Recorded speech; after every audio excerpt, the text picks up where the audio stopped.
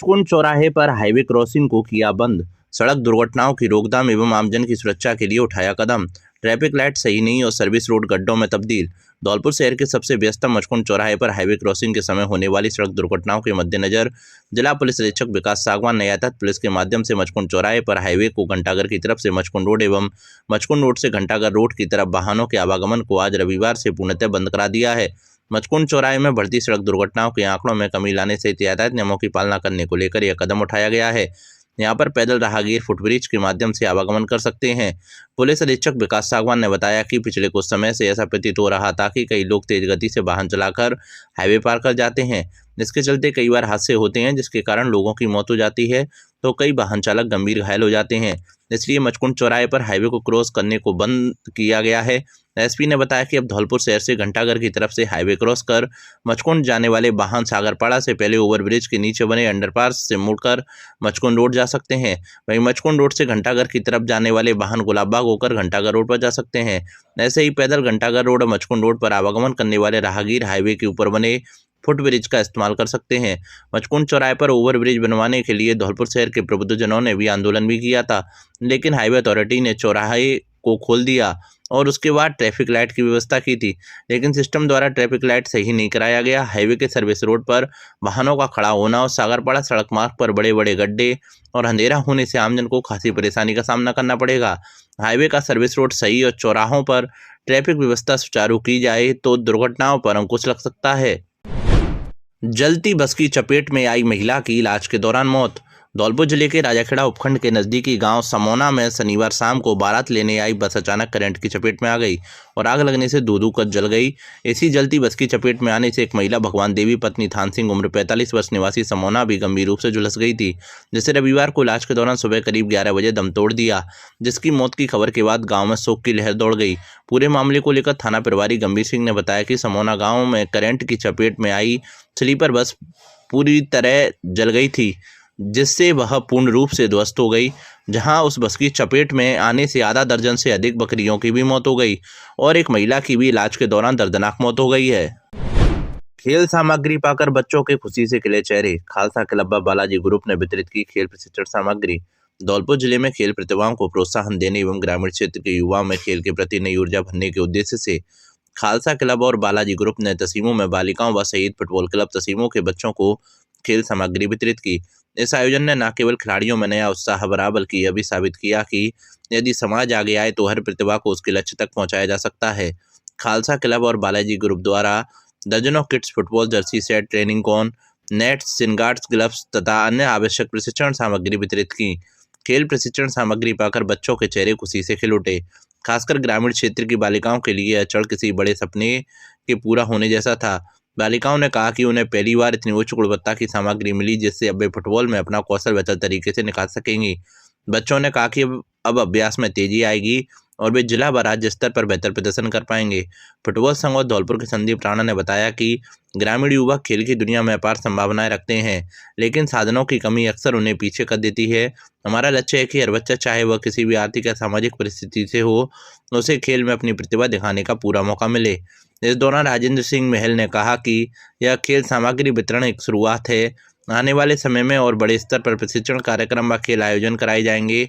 Balaji group के प्रमुख सदस्यों ने कहा कि बड़े शहरों में सुविधाएं अधिक हैं, लेकिन गांव के बच्चों में जज्बा और मेहनत किसी से कम नहीं। बलबीर सिंह बैंस ने कहा कि तसीमों जैसे क्षेत्र में खेल का उभार देखकर हमें गर्व होता है। हमारा उद्देश्य है कि यहाँ से भी राष्ट्रीय स्तर के खिलाड़ी निकलें।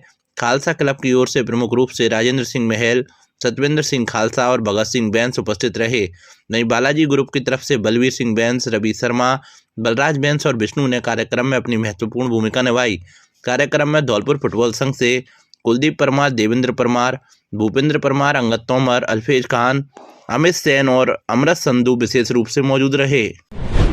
राजीविका समूह की प्रबंधक पर 12,15,000 रुपये के गबन का आरोप। धौलपुर जिले के बाड़ी उपखंड के सोनारा गांव में संचालित सहेली उत्थान राजीविका समूह की प्रबंधक पर 12,15,000 रुपये के गबन का आरोप लगा है।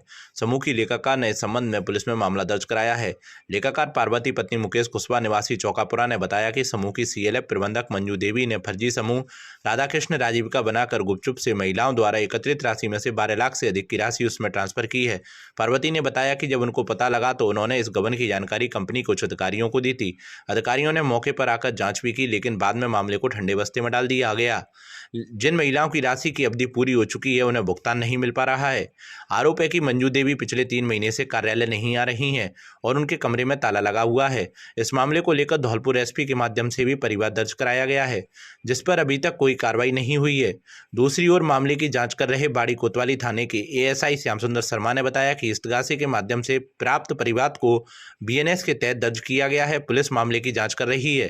ये परेशानी भाई साहब के हमारा समूह 2022 में जुड़ा था।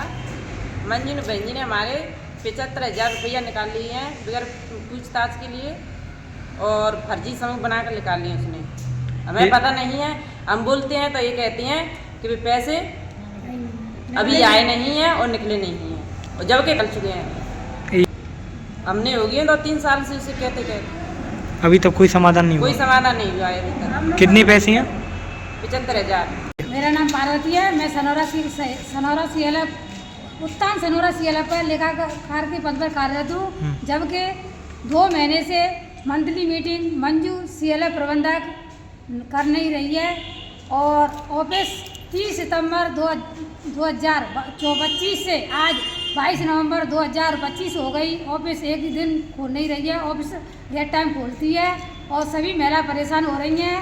और फील्ड के कम से कम 60-70 एसएचजी को T2 मंजू ने फर्जी MCLP बना के पैसा उठा लिया है, और मंजू ने एक राधा कृष्ण राजीव का समूह बना करके उसमें 12,15,000 डालकर CLF से गमन कर रखा है। और गरीब महिला अब बेचारी अपनी आस लगा रही है कि हमारा पैसा कब आएगा, और महिला पूछ रही है कि T2 का पैसा भेजिए, हमारा आ गया है, लेकिन कह रही है ये पैसा आपका नहीं आया है। हमारी यही रिक्वेस्ट है, और हमने सगरे शिकायत कर दी लेकिन कोई सुनवाई नहीं हो रही है, और मंजू प्रबंधक के खिलाफ FIR दर्ज भी कर दी है, लेकिन अभी उसका भी जांच नहीं हुई है।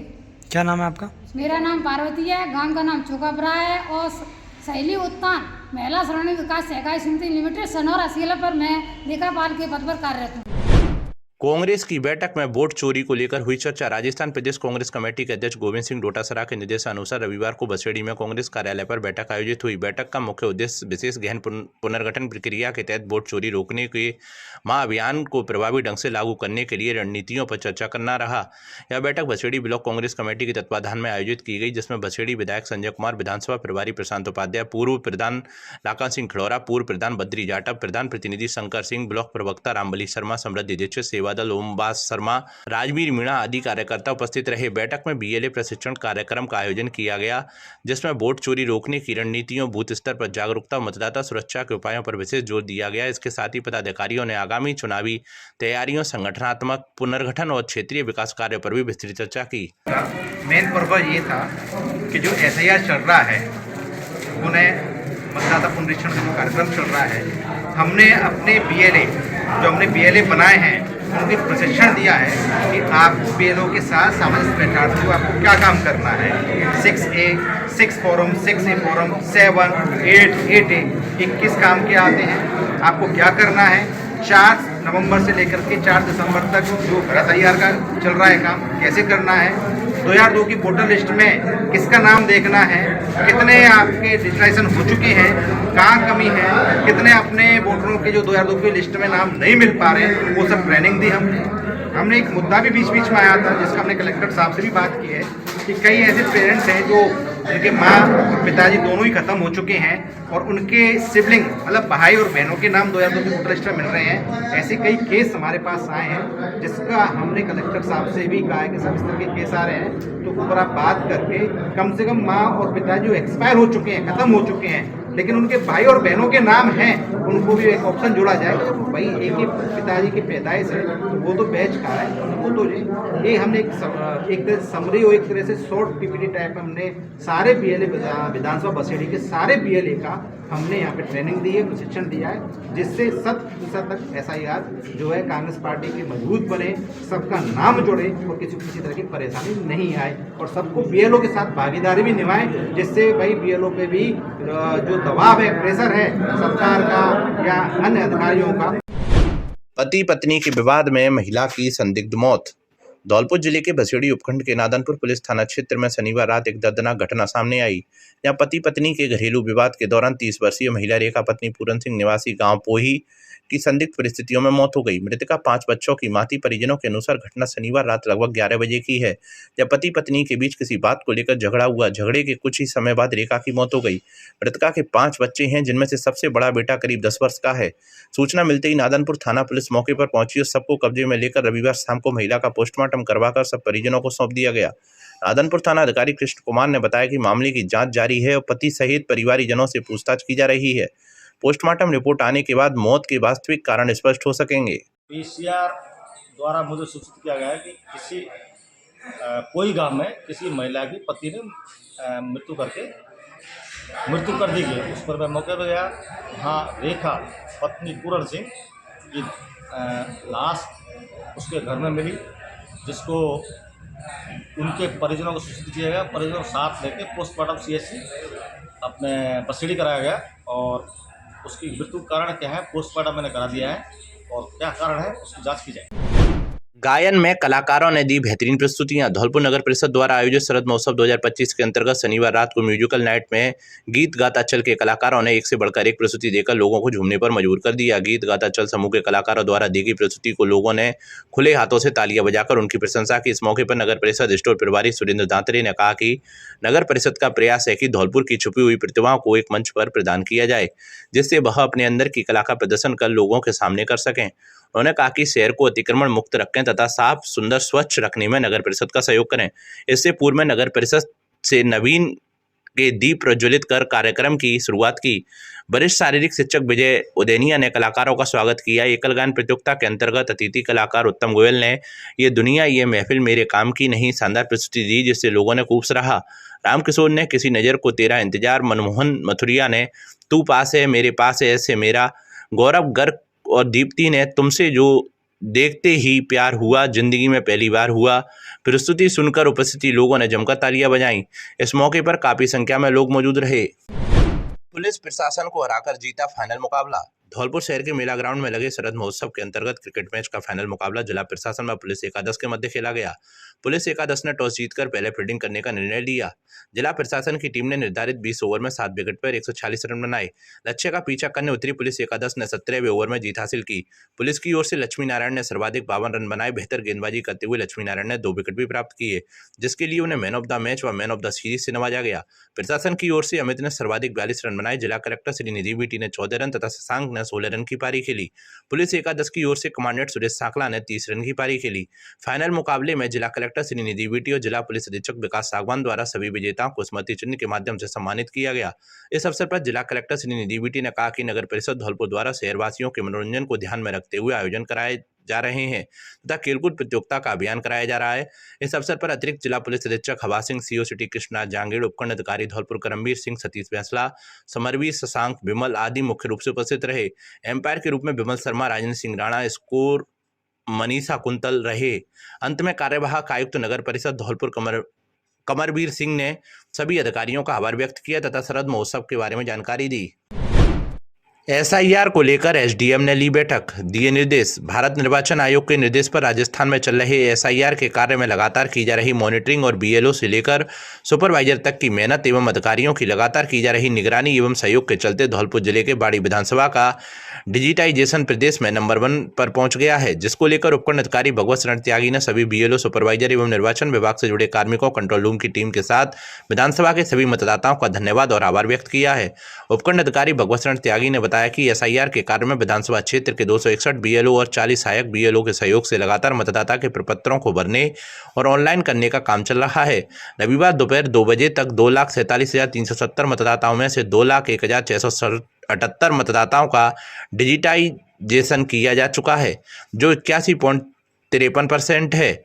इस परसेंटेज के साथ बाड़ी प्रदेश में नंबर 1 पहुंच गया है, जिसमें सभी का सहयोग रहा है। मतदाताओं के प्रपत्र भरने के काम में थोड़ी समस्या आ रही है। कुछ वार्डों से सामने आया है कि मतदाता के मकान बंद हैं, जिनमें कोई नहीं रहता। कुछ लोग दूसरी जगह चले गए हैं, ऐसे में उनको उनका प्रपत्र नहीं भर पा रहा है।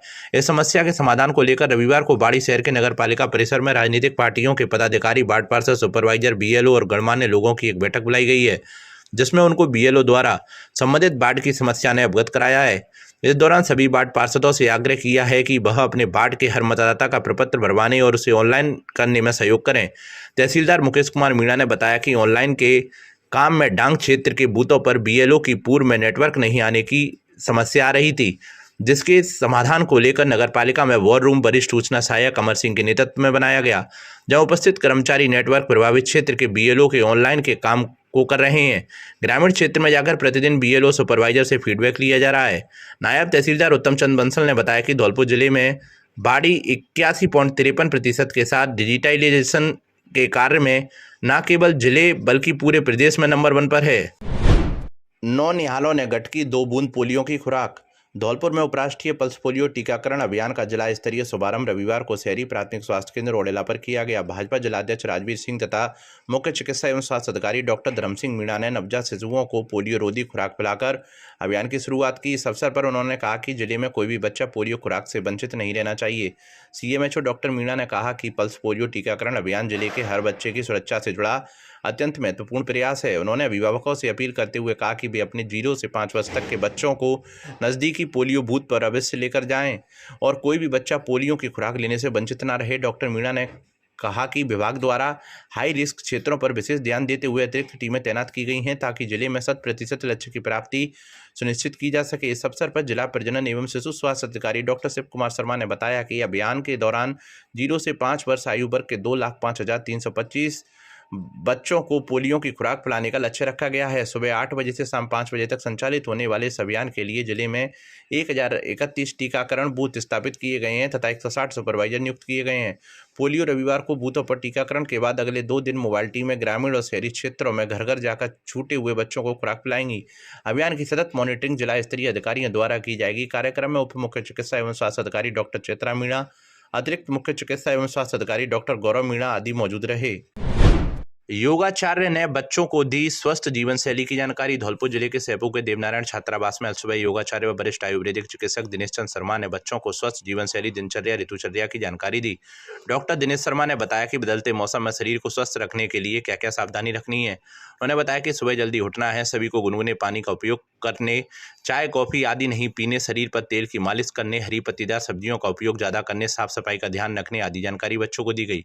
खान पान के अलावा शरीर को स्वस्थ रखने के लिए योग व प्राणायाम को भी महत्वपूर्ण बताया। इस दौरान बच्चों को सूर्य नमस्कार, ताड़ासन, कोणासन, त्रिकोणासन, जानु शीरासन, भून मनासन, पश्चिमोत्तानासन, भुजंगासन, धनुरासन आदि आसनों के साथ साथ कई प्रकार के लाभकारी प्राणायाम का अभ्यास बच्चों को कराया गया। इस दौरान मोहन प्रकाश शर्मा, छात्रावास अधीक्षक सहायक कर्मचारी उमाशंकर उपस्थित रहे।